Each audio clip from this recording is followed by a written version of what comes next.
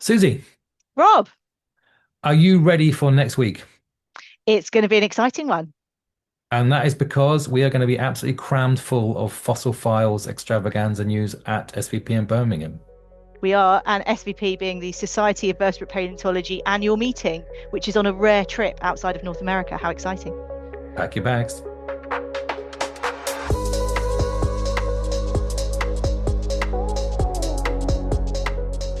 So, Susie, you have been going to the Society of Vertebrate Paleontology annual meeting for ages. Do you want to tell us a bit about what it is? Yeah, it's the largest conference of vertebrate paleontologists globally. So the Society of Vertebrate Paleontology is kind of our professional society, isn't it? Or one of them. Hmm. But it's the vertebrate paleo one. It's predominantly North American, really. Hmm. And SVP is its annual meeting, and all the vertebrate paleontologists globally kind of get together and listen to talks, listen to each other talking about their work or presenting posters of their work. Hmm. We also have a number of social events, and a great deal of beer is consumed. So this is, I think, the third time it's come to Europe and the second time it's come to the UK. Am I right? Yeah, that's right. The last time was Bristol 2009. Yeah, so I used to go fairly regularly when I was younger, but I mean, it's most of it's dinosaurs and mammals, but there will be some fish fun. But also, it's cool because there's lots of, even if you're not interested in the particular group, there's an awful lot of really interesting new methods on show and cutting edge stuff happening. A lot of new up and coming early career researchers are also there presenting and networking. So we are going to go as fossophiles, a roving reporter style in an experiment where we're going to go and try and meet people and bring you some interesting stuff that we've found is going on. Well, stuff that we find interesting, I guess, and hopefully you will too. It's going to be a bit tricky, I guess, because you're going to be super duper busy. So it may have to be me going and meeting people. You're busy on doing Roma Prize things and all sorts of stuff, aren't you? Yeah, the Roma Prize is the Society of Vertebrate Paleontology's kind of early career prize, and there's a whole session on the Thursday morning where people apply to be to give the kind of present the results of their PhD research, and you can only do it once, and usually it's right at the end of your PhD. And I always think, don't you think? I'm sure you agree with me that it is the best session of the conference because it's I think people, yeah, absolutely. it's really like people presenting kind of the end of their PhD. The Hmm. presentations are always incredibly slick. They're very well done, but they're also always super interesting. It's always my favourite session. I have to moderate it as well, so I get to have to listen in great detail to every single Mhm. talk. So I think I remember that my shot at the Roma Prize, that was one of the biggest audiences for a talk I've ever given. I think it was big. I did not win. No surprises there. Did you, Susie? Did you win? I'm guessing you would have said so by now if you did. I did not win either. No, Isn't there a okay. big joke that no British people ever win? Well, that's now It, it's broken. That's who broke that rule? I yeah, can't remember now. somebody did, Was but it ever? I can't remember. But anyway, Yeah. anyway, no, I mean back when we did it, it was uncontested, wasn't it? So it was the only session in the morning. So there Yes. was no other session. So everybody in the conference came. Hmm. So I mean, I don't know, maybe we did it at the same one. I think I did it, must have done it at Ottawa. I think it was then. I can't I remember, think but if I could dare to say it, I think you're slightly older than I am, so you might have been doing it the year before. I don't know if you and I were in the same or session, or I just did my or PhD faster. It could have been that I just finished my PhD quicker. yeah, Captain But Speedy. anyway, Yeah, when I did it, there were 1,000 people in the room, blimey. give or take, which I was Yeah. thoroughly enjoyable for me because there's nothing I love more than an audience, Rob. Well, also you were talking about stegosaurs. That's SVP, fodder, right? For me, I was talking about Paleozoic fish. It's a bit of a harder sell for me, I guess. But that's I'm being too fruity here about this. So, what are you looking forward to for this year's meeting? Well, I mean, yeah, other than the Roma session, which I think is always great. I mean, I just am really looking forward to catching up with all my mates, really. I think it's Hmm. really nice to see people who, you don't see from, for years and years at a time and catch up and find out, what they're up to and Yeah. what they're doing. And it's funny, isn't it? Because, this is our job, but at the same time, we've grown up with all these Yeah. people, they're Absolutely. also our closest friends. So it's yeah, I'm looking forward to that really. I mean, you and I actually haven't seen each other in person since the fossil file started, I think. So No, that that's might be, true. we might need to actually see each other in person for that. That'll be a bit Well, weird. that would be nice, wouldn't it? What are you looking forward to? Uh, on the first day, there's a lot of Paleozoic fish stuff happening, which I'm looking forward to. I won't be able to get it all because there's, two things on at once, which is a bit tricky. The ancient biomolecules session I'm looking forward to. There's going to be lots of talk about taphonomy. There's a lot of taphonomy talks coming. A lot of people rotting stuff and decaying stuff. So I'm a bit of a weirdo, and I like those sorts of things. And also seeing lots of people. I haven't been going to SVP for ages because it used to be hard for me to justify international travel. Since the kids were young, I haven't been doing many international meetings anymore. So, but it's coming to Birmingham. I think as they're coming all the way from North America to our side of the Atlantic, it feels like I should at least make the effort to go 2 hours down the road and go. But it'll be my first SVP in many years. Yeah, it's gonna be cool. I'll tell you what I'm also looking forward to. This is a weird thing to say, I guess, is that I'm looking forward to trying to generate lots of content for fossil files. So it's given me an excuse to like ask various people to meet. Hopefully we're going to end this chat and then completely segue into me stood in a corridor with some extremely bad audio trying to have a discussion about what research people have been doing. Well, this is the podcast with the highest production quality on Spotify, as we know. So I'm sure it will fit in perfect. Yeah. We also have Steve Brussatte on the line for a different episode. Steve, what are you looking forward to at SVP next week? There's a lot of things I'm looking forward to. Mostly is seeing my students there, giving posters. Nice. For many of them, it's their first posters that they're doing at a big conference, and a few of our posters are on sky fossils here in Scotland, Middle Jurassic fossils. And one of our co-authors is our dear friend Doogie Ross, who just passed away about a week ago. And so his funeral actually be during SVP. So it's in a bad timing there, but I think fitting in a strange cosmic way that we'll be presenting this new research that he has mentored students of mine to do this work, and it'll be presented at the conference. So more Jurassic footprints and bones and stuff from Sky. Nice. So I guess you and I, we have some students in common, I guess. Natalia was was a student here in Manchester, and then she's gone and joined your PhD with you. Yeah, what's she up to now? Has she gone to Poland? I'm not quite sure. But now she's doing a postdoc in Hong Kong. Hong Kong. But also, I noticed that. I don't know. Lovely. I noticed that Natalia had some lovely paleo art associated with your science paper. That's nice. Oh, that's right. Yeah. So we had her do the piece that we put out, with the press release, and tried to get on the cover of Science, and that Science used, inside this piece of this Alamosaurus kind of being blown apart by the asteroid. Yeah, she did great. And I think, as we all know, just like getting good visuals into a press release, something's really important. But nowadays, like, there's just so much AI crap, just absolute slop. And we wanted to, not that we could avoid that, but we wanted to produce something that was, kind of catastrophic and really visual, bombastic, but that was like a genuine piece of art by an actual artist, like, that knows what they're doing. And so Natalia's great at these kind of things. But most of her art's really cutesy. And so really fun for her to do a, genre breaking, it's like, I don't know, Springsteen doing the Nebraska album or something. It's like Natalia's now doing this catastrophic mass death instead of her cute, fuzzy, furry little big-eyed pterosaurs. So thinking ahead to SVP Birmingham, I think there is going to be some paleo art themed events going on there. So we'll look forward to that there. Yeah. Right. Thanks, Steve. Okay, our next guest at SVP is somewhat the man of the moment. I don't know if I'm embarrassing him by saying that. This is Stony Brook's Dr. James Napoli. He has just this morning presented 2 talks about the Nanotyrannus papers that you've had and some new stuff. So, James, welcome. Thanks for joining Fossil Files. I've never seen SVP like it. I just went to your Nanotyrannus talk. People couldn't get in. They were being turned away from the door. I've been going to SVP for a while. That's the biggest I've ever seen. It was pretty incredible. I couldn't believe the audience when I turned around at the podium and looked out on everybody. I felt like it had multiplied by like 2 or 3 times. It was really incredible. There is a hunger for the Nanotyrannus thing, so it's caused quite the stir. So I guess if I could start with a slightly controversial question, not controversial. People are obsessed with this. They're very excited about it. Yeah. Maybe this is down to the quality of the specimen, but ultimately it's a taxonomy question. So how many? I guess I should introduce to the listeners. We're dealing with the controversial taxon Nanotyrannus, which has been for a long time unsure about whether it is or isn't a valid taxon, as you introduced in your talk. And then your fantastic new specimen that you published with Lindsay Zano. How long ago now? A few weeks ago? 2 or 3 weeks ago. So it came out in Nature, and you presented a beautiful specimen that answered that question. Why do you think people get so excited about this question? I think people get excited about this for a few reasons. I mean, one is that T-Rex has this kind of gravity well around it where there's so much attention towards this animal, and I don't think it's incredibly undeserved. It's a very cool animal, right? It's cool that it existed, and I think there's an inherent interest people are going to have. And so the idea that there's this mystery about what T-Rex's early life looks like is really fascinating on that level.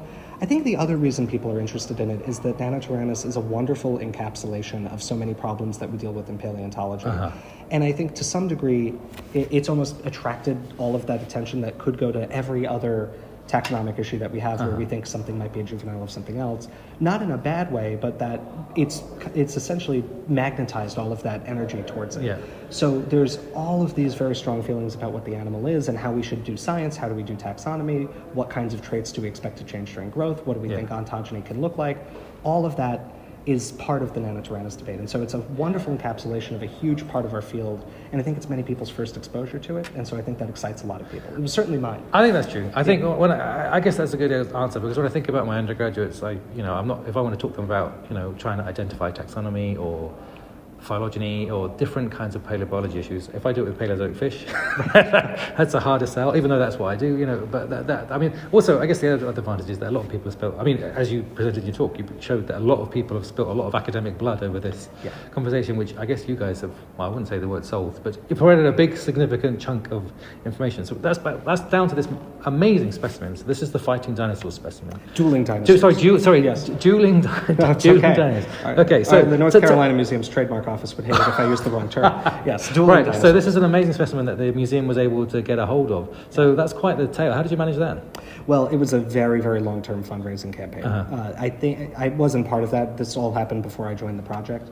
But it was multiple years of fundraising efforts with major corporate donors and large numbers of small donors, all organized by the Friends of the North Carolina Museum, which is a charitable organization that benefits the museum. And so it must have been quite expensive. We're talking how many, are we allowed to disclose how much it went for? The number is not disclosed. Undisclosed, but we know how much some of those private ones, we can speculate, I guess. Well, I can speculate, Fossil Files fans can speculate. So tell us a bit about the specimen, because I guess people might not be familiar with it. So the dueling dinosaur specimen refers to a pair of dinosaur fossils that were collected in 2006 in Montana. One of them is this Nanotyrannus that's formed the focus of a lot of my research and work with Lindsay. The other specimen is a beautifully preserved Triceratops that has, become the redheaded stepchild of the pair a little bit, because it's attracted a lot less interest. A lot less interest, and it's a beautiful specimen in its own right. I think there's a lot of good science that's going to be done on that, and some important questions that it'll be able to answer. But the Nanotyrannus has obviously been the main focus of the specimen for a long time, because it is a 100% complete dinosaur. Every bone in its body is represented. So there is nothing missing. Every bone? Every bone. It's one of the only theropods that I can say that about. I wasn't paying enough attention. Every bone, blimey. Every bone, yeah. So this is an amazing specimen. Yeah. So you and Lindsay have been working on this for how long? So I joined Lindsay's lab in 2022 as a postdoc, right after I finished my grad school work at the AMNH. And then now the paper's published in 2025, so that's a little over 3 years since I joined the lab. But a lot of what went into the paper was also drawn from the last 2 years of my PhD research on crocodilian ontogeny. And so there is about 5 years total work in the paper. What came across, because you've done all the different things with the histology. I mean, you mentioned you did the histology. You didn't. So those histological sections you took of the tibia, the fibia, femur and tibia. Sorry, it's fine. You didn't actually. Are those from the dueling dinos? Good Lord, that's. I mean, that must have been a bit of a fly by the seat of your pants moment. I'm now about to chop one of the most famous new specimens up. Well, the benefit is that one of the legs was initially, from what I understand, the initial discovery of the Nanotyrannus specimen was done when they hit the legs while they thought they were digging out overburden around the Triceratops quarry. Okay. And so we were able to piece back together the limb bones and take sections of the bones that were more damaged. So there are complete, and as far as we know, unaltered limb bones on the other side of the body. They're still being prepped out, but we had some natural breaks to take. That makes sense. I just when you said that in the talk, I had this idea that you've taken a hacksaw to this amazing specimen. No. Well, I mean, we would have though. It's so important. We contemplated doing more sections of like the humerus and other elements, but we decided it probably wasn't necessary. Oh, to explain to the listeners why this is necessary is because to get the histology is going to give you a direct answer about whether it is or is not a juvenile, and therefore really central to the whole question. Yeah. So you had a massive crowd, created quite the stir. I mean, you probably have noticed that a lot of like, I don't know, online corners of paleo, less academics, but academics too, but mostly the non-academics have been very excited and hyped by this whole thing. What has the reaction been to the Nanotyrannus? It's been incredibly positive. I think a lot of people are very happy to see not only that the debate is probably over. I think we tested the hypotheses so thoroughly that I personally don't see many ways that the debate can continue.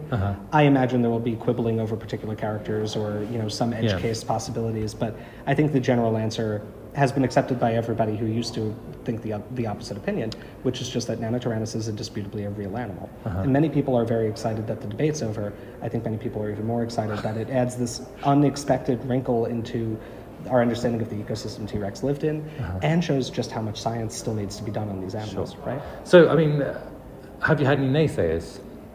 Naysayers? Not really. We have had a few of our colleagues who were previously of the opinion that Nanotyrannus was a juvenile T-Rex have maintained that Nanotyrannus is maybe its own thing, but is a close relative of T-Rex. Okay. I don't think that's the case.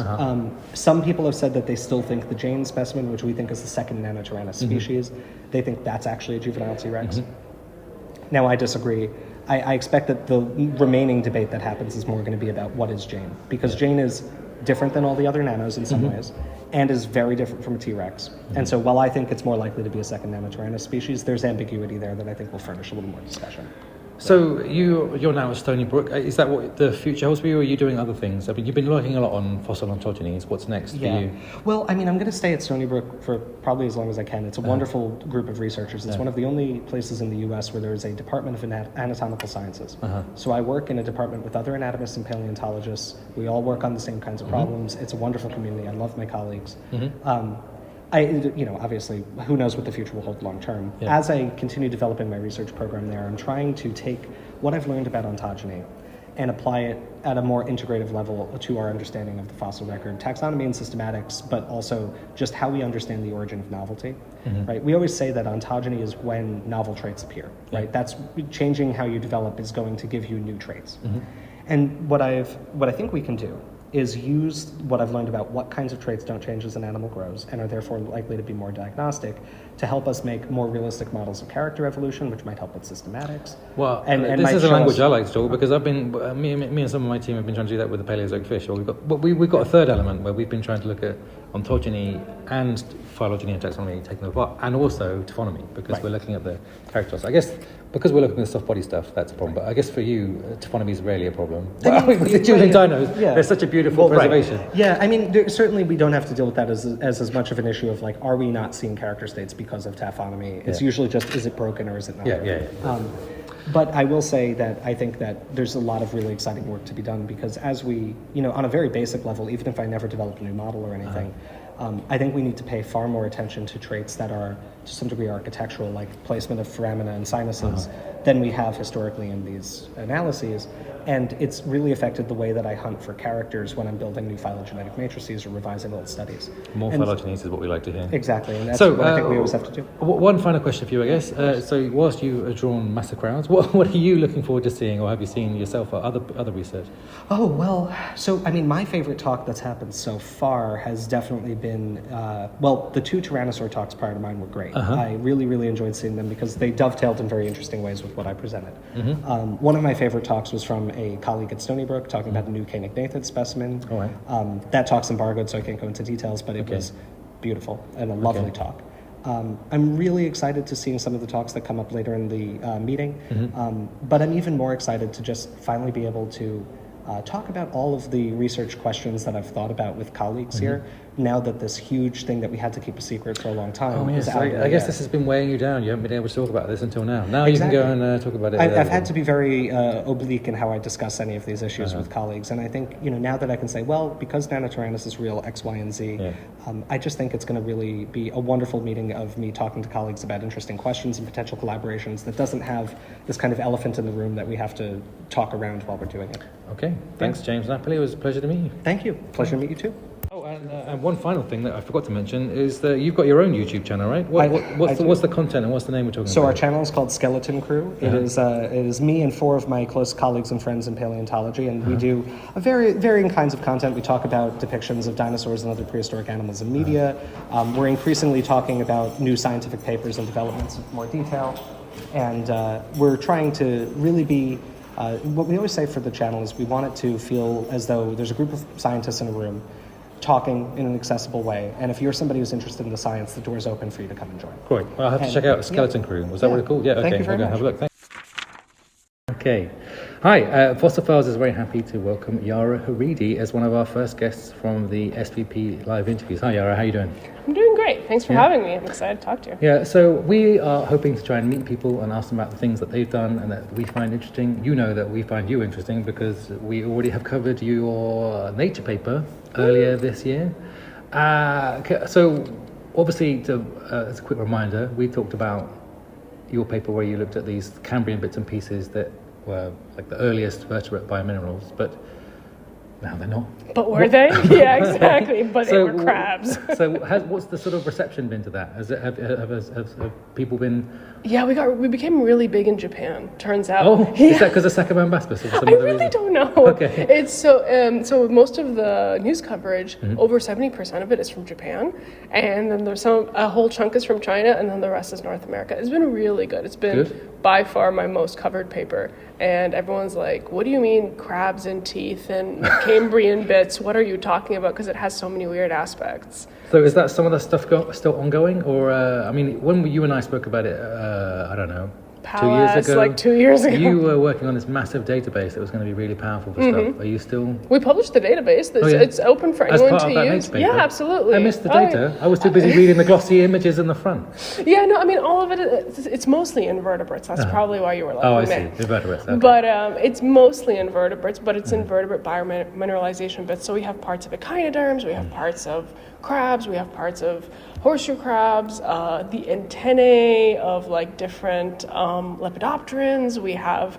shrimp bits and how the different cuticles look like. Yeah, so that's all. I'm going to have to check that out after this. So, but the other thing that happened this morning was that I gave my talk, you gave my talk. Now, from some horrible cosmic accident, you and I were unable to be at each other's talks because we were in opposing sessions. Sad noises. Now, so what were you talking about this morning? So today I got to cover a new project, which kind of came from our big synchrotron session from that same old project. We were scanning all bits of Astraspis, the spore division vertebrate. And so we scanned a bunch of them, and what I saw was the evidence of secondary osteons, which are a go-to marker for remodeling. And the conventional wisdom back in the day was that earliest bone did not remodel as extensively as later bone. So we were pretty excited about that.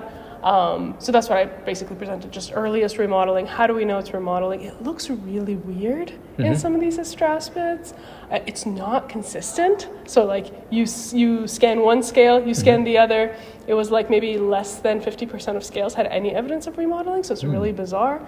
Is it it depends on maybe where we're getting them for the body, but Ordovician vertebrates don't have a whole lot of really well-articulated stuff that people will let you sample, so who knows where these came from on the body.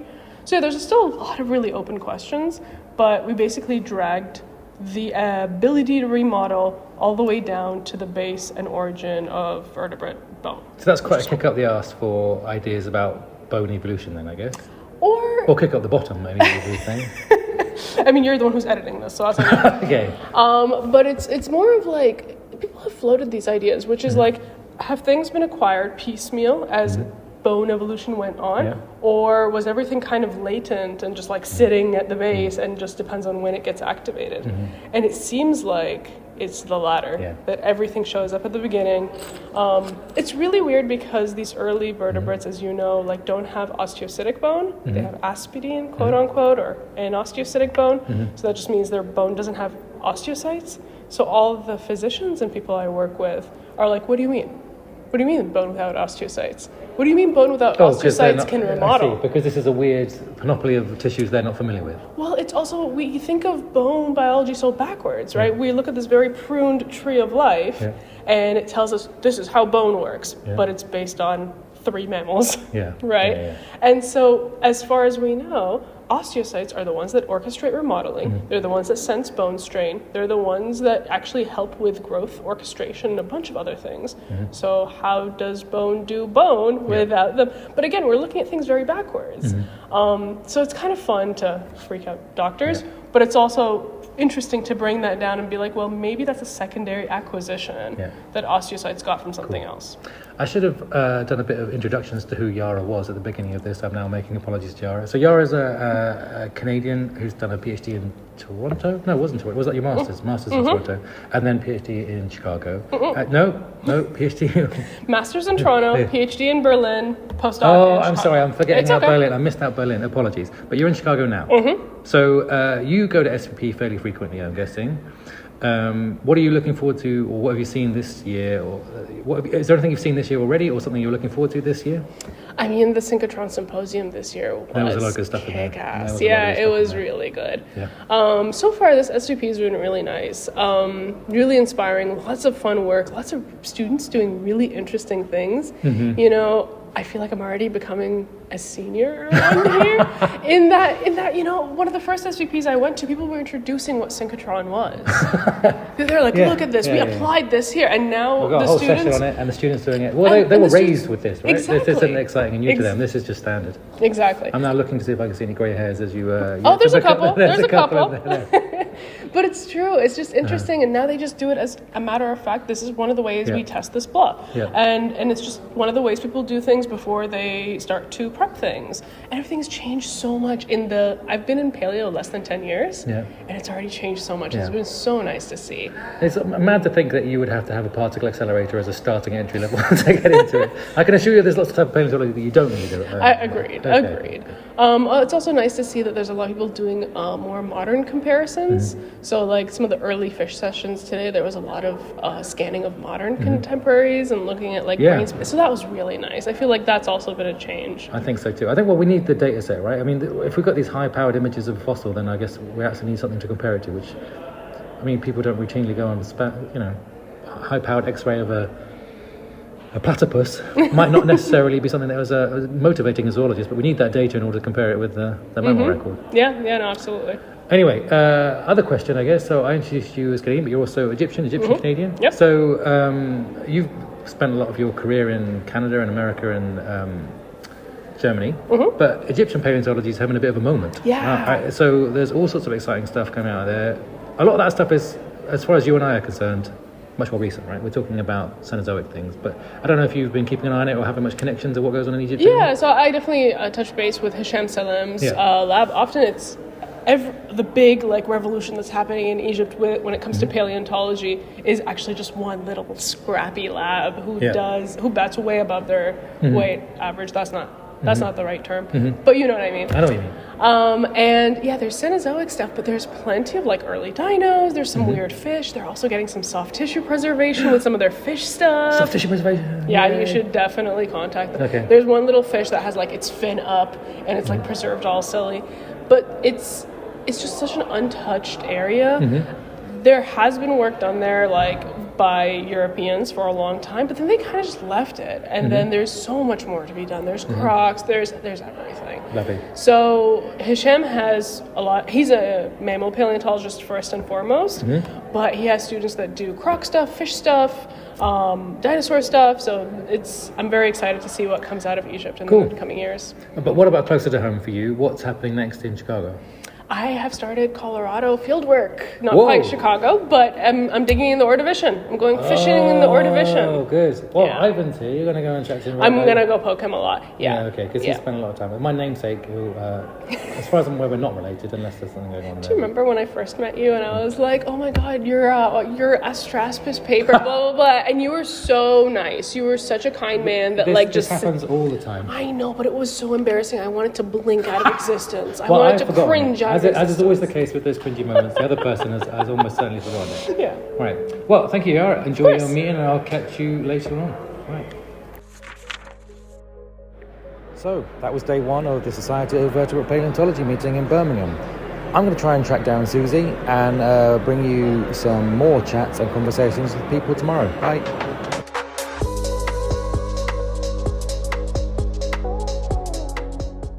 Fossil Files was presented by Robert Sansom and Susanna Maidment.